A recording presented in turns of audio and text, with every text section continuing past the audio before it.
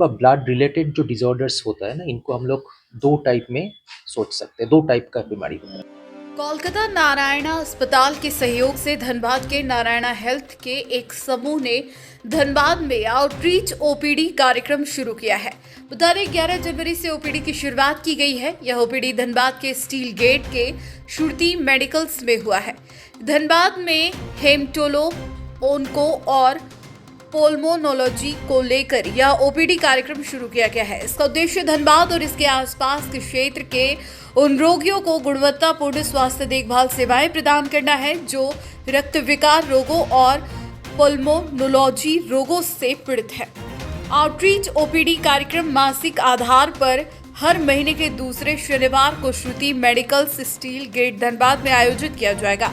वहीं डॉक्टर सौम्या मुखर्जी, सलाहकार हेमाटो ऑन्कोलॉजी ने बताया कि अब मरीज अपने घर के नजदीक ही विशेष चिकित्सा सेवा ले सकते हैं, साथ ही डॉक्टर से परामर्श भी ले सकते हैं।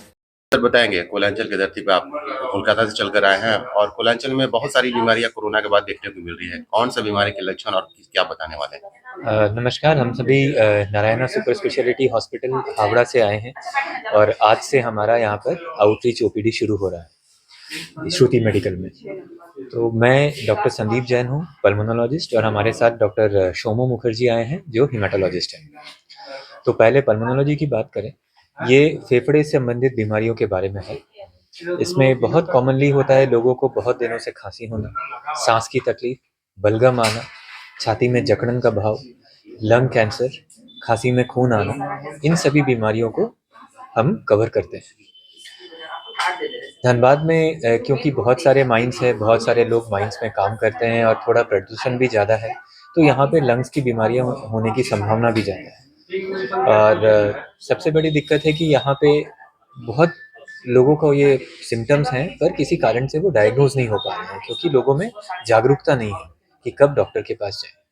तो इस माध्यम से मैं उन लोगों को बताना चाहूँगा कि आपको अगर ऐसी कोई भी सिम्टम्स है कि बहुत दिनों से खांसी हो रही है, बलगम आ रहा है, सांस में तकलीफ हो रही है, खांसी में कभी कभी खून आ रहा है, वजन कम हो रहा है, तो फिर आप देरी ना करें, किसी भी डॉक्टर से संपर्क करें।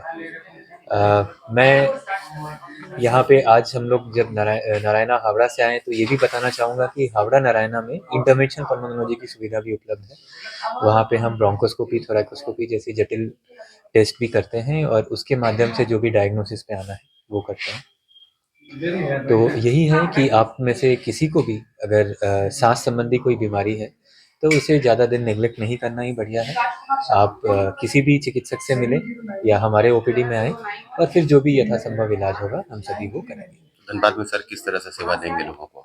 अभी तक जो प्लान है, हम लोग महीने में 1 दिन करके हम यहाँ आउटरीच ओपीडी शुरू कर रहे हैं और फिर धीरे धीरे हो सकता है इसे और बढ़ाया भी जाए।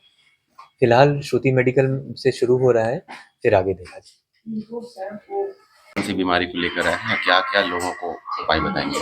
नमस्कार, मेरा नाम है डॉक्टर शोमो मुखर्जी। मैं Narayana super speciality hospital Howrah से आया हूँ। मैं हेमाटोलॉजिस्ट हूँ, हेमाटो ऑन्कोलॉजिस्ट हूँ। पहले मैं बताना चाहता हूँ हेमाटोलॉजी क्या है।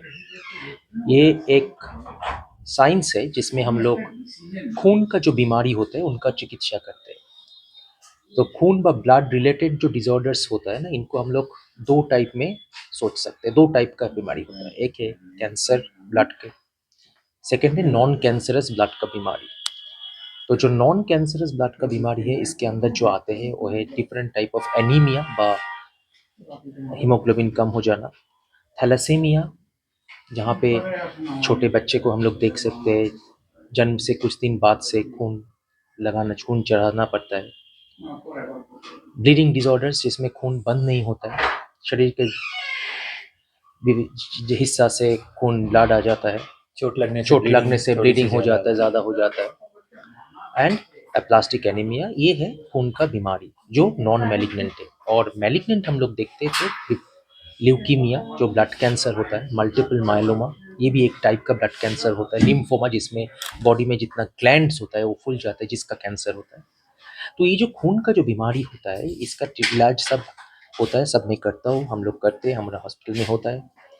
तो ये खून का बीमारी जब प्रेजेंट होता है, लोगों का जो डिफरेंट डायग्नोस्टिक जो प्रॉब्लम होता है, जो जो सिम्टम्स होता है, वो मैं कुछ बताना चाहता हूँ। जैसे बहुत दिन से बुखार आ रहा है, बुखार का कोई कारण नहीं हम लोग निकल पा रहे हैं, तो हम लोग को सोचना पड़ेगा ये कोई खून का बीमारी हो रहा है क्या। नंबर 2, पेशेंट का बॉडी के हिस्सा से, दाँत से, नाक से, मुँह से खून आ रहा है, बंद नहीं हो पा रहा है। नंबर 3, पेशेंट नोटिस कर रहा है बॉडी में बहुत जगह पे कोई गिल्टी फूल जा रहा है, स्वेलिंग हो रहा है, पेन हो रहा है, हड्डी-हड्डी में पेन हो रहा है, बॉडी में ब्लू-ब्लू जो धब्बा-धब्बा हो रहा है। तो ये अगर कोई नोटिस करते हैं, वज़न कम हो जा रहा है, रात को बहुत पसीना आ रहा है, so these are all the symptoms for haematological diseases. तो उसको हम लोग को ध्यान में रखना चाहिए। जितना जल्दी हो सके डॉक्टर के पास जाना चाहिए, उनको एक डायग्नोसिस करना बहुत ज़रूरी है। जितना जल्दी डायग्नोसिस हो पाएँगे उतना अच्छा है। Because majority of the haematological diseases can be cured if it is diagnosed early. जितना जल्दी हम लोग डायग्नोसिस कर सकते हैं, ठीक हो सकते हैं। जितना लेट करोगे वो प्रॉब्लम ज़्यादा बढ़ जाता है। तो यही हम लोग बोलना चाहते हैं माध्यम में, जो जितना अब अगर घर में किसी का ये है तो इमीडिएटली टाइम वेस्ट मत कीजिए, डॉक्टर बाबू के पास जाएँ। और ये श्रुति मेडिकल में हम लोग नारायणा से अभी तो शुरू कर दीजिए, डॉक्टर संदीप ने बताया आपको। तो अभी तो फ़िलहाल महीने में 1 बार हम लोग शुरू कर रहे हैं, बाद में देखा जाएगा। तो हम लोग यहाँ पे है, यहाँ पे कॉन्टैक्ट कीजिए अगर किसी का कोई हेमेटोलॉजिकल प्रॉब्लम है, ट्रांसप्लांट रिलेटेड कोई ज़रूरत जानकारी लेना चाहते हैं, थैलेसीमिया के बारे में जानना चाहते हैं और ब्लड कैंसर के बारे में जानना चाहते हैं, प्लीज़ कम। ओके। तो क्या इन सारी बीमारियों का सर, ये इतनी बड़ी जो बीमारियां हैं, लोग दिल्ली और मुंबई जाया करते थे, तो क्या अब धनबाद से जाना नहीं पड़ेगा, लोगों को ये फैसिलिटीज मिलेंगे? धीरे-धीरे हम लोग तो ओपीडी चालू किया है, महीने में 1 बार करके वो बढ़ेगा।